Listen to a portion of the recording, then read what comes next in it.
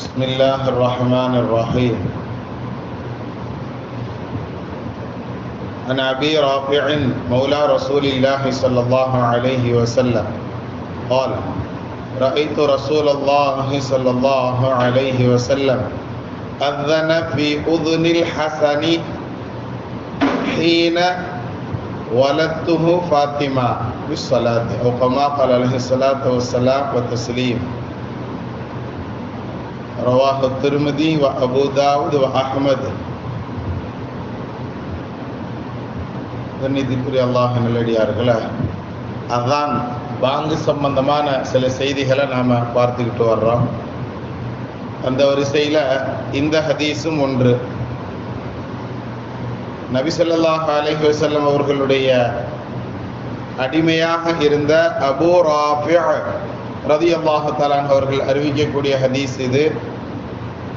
இந்த சஹாபியர்கள் சொல்லி தர்றாங்க, ரஅய்து ரசூலல்லாஹி ஸல்லல்லாஹு அலைஹி வஸல்லம், அல்லாஹ்வுடைய திருத்தூதர் முஹம்மது நபி ஸல்லல்லாஹு அலைஹி வஸல்லம் அவர்களை நான் பார்த்திருக்கிறேன், நான் பார்த்தேன்.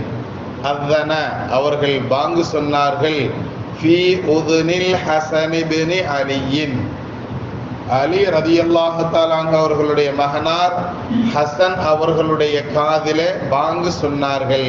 இந்த செய்தியை நான் பார்த்தேன் அப்படிங்கிறத இந்த சஹாபியர்கள் சொல்லி தர்றாங்க.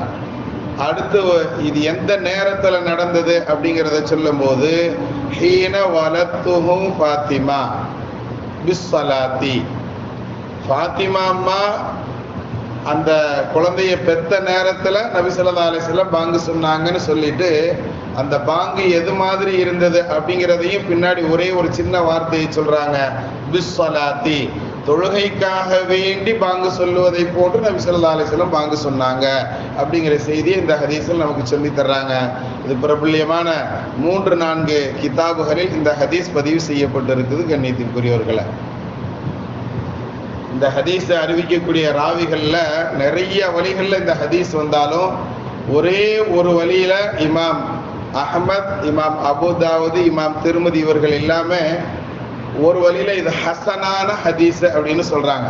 அதாவது ஹசன் அப்படின்னு சொன்னா 3 ஹதீஸுகள் ஒரே கருத்தை வலியுறுத்தி வந்துருச்சுன்னா இது பலமான ஹதீஸுக்கு ஈக்குவலானது. அதுக்கு பேர் ஹசன் அப்படின்னு ஒரு தரஜா, ஒரு அந்தஸ்துன்னு சொல்லுவாங்க. அந்த அடிப்படையில் வரக்கூடிய ஹதீஸுங்கிறதையும் இந்த ஹதீஸுக்கு பின்னாலேயும் என்ன செய்யறாங்க, ஹசனுன் சஹீஹுன் அக்ரஜஹு அபூ தாவூத் வ அஹ்மத் அப்படின்னு சொல்லி எத்தனாவது நம்பருங்கிறது உள்பட இந்த ஹதீஸ் என்ன செஞ்சிருக்கிறாங்க, பதிவு செய்திருக்கிறார்கள் கிதாபிற்குரிய இமாம்கள். ஹைர், அல்ஹம்துலில்லாஹ். ஆக குழந்தை பிறந்த நேரத்துல அந்த குழந்தைக்கு காதல நபி ஸல்லல்லாஹு அலைஹி வஸல்லம் பாங்கு சொன்னாங்க அப்படிங்கக்கூடிய செய்தி இந்த ஹதீஸ்ல நமக்கு என்ன செய்யப்பட்டிருக்கு, சொல்லி தரப்படுது. கண்ணியத்திற்குரியவர்களை, இதே மாதிரி இன்னொரு ஹதீஸ் ஒன்று. அந்த ஹதீஸ்ல நபி ஸல்லல்லாஹு அலைஹி வஸல்லம் அவர்கள் சொல்லி தர்றாங்க, மன் வலதலஹு மௌலூதுன், யாருக்கு ஒரு குழந்தை பிறந்ததோ, மன் உலிதலஹு மௌலூதுன், எவருக்கு ஒரு குழந்தை பிறந்துள்ளதோ, ஃபஅذன ஃபீ உதுனிஹில் யும்னா, அந்த குழந்தையினுடைய வலது காதில் அவர் பாங்கு சொல்லட்டும். வ அகாம ஃபில் யுஸ்ரா, அதனுடைய இடது காதில் அவர் இகாமத் சொல்லி கொள்ளட்டும் அப்படிங்கிற செய்தியை நபி ஸல்லல்லாஹு அலைஹி வஸல்லம் அவர்கள் சொன்னதாகவும் இன்னும் சில ஹதீஸுகள் இடம்பெறுகிறது. கண்ணியத்திற்குரியவர்களை, ஆக இது நிறைய ஹதீஸுகள் இது மாதிரி நமக்கு என்ன செய்து காண கிடைக்குது. ஆனால் இதுவும் பாங்கு சம்பந்தமான ஒரு ரிலேட்டிவான இருக்கிறதுனால நம்ம அதை இந்த நேரத்தில் நம்ம சொல்லி காட்டுறோம். ஆனால் இது இப்போ நம்ம 2வது சொன்ன ஹதீஸ் அப்படிங்கிறது இருக்குத, இதுவும் ரொம்ப முக்கியமாக நாம் கவனிக்க வேண்டிய ஒரு விஷயம்தான். கருத்து எல்லாமே ஒரே கருத்து தானே, பாங்கு சொல்றது அப்படிங்கிறது தான். ஆனால் இந்த ஹதீஸ்ல ஒரு துணுக்கு செய்தி, இடது காதுல இகாமத்து சொன்னாங்க, எந்த காதுல எதை சொல்லணுங்கிறது நமக்கு இங்க என்ன செய்யப்படுது, சொல்லி தரப்படுகிறது. ஹைர், நம்ம ஆரம்பத்தில் இந்த பாங்கு சம்பந்தமான விஷயத்த சொல்ல வருவதனுடைய நோக்கமே எதுக்காக வேண்டி இருந்துச்சுன்னா, இந்த ஹதீஸுக்காக வேண்டி தான் இருந்துச்சு.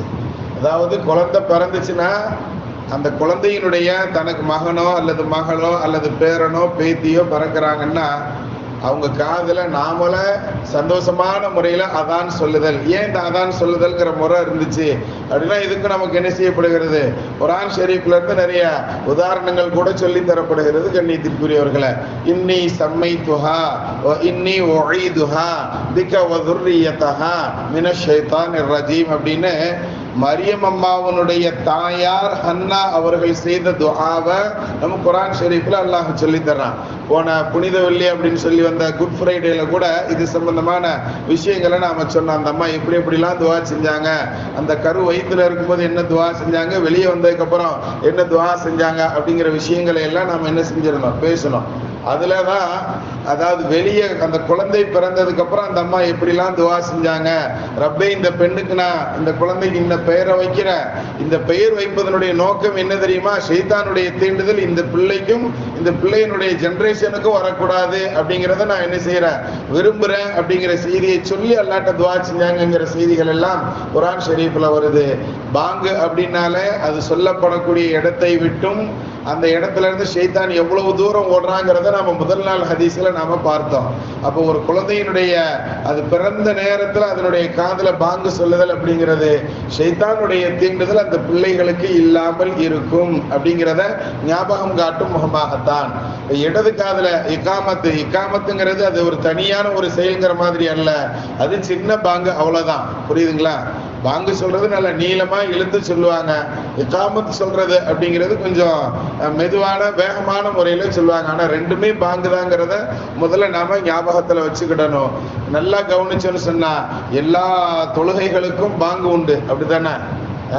நாம தொழுகிற 5 நேர தொழுகைக்கு என்ன உண்டு, அதான் உண்டு.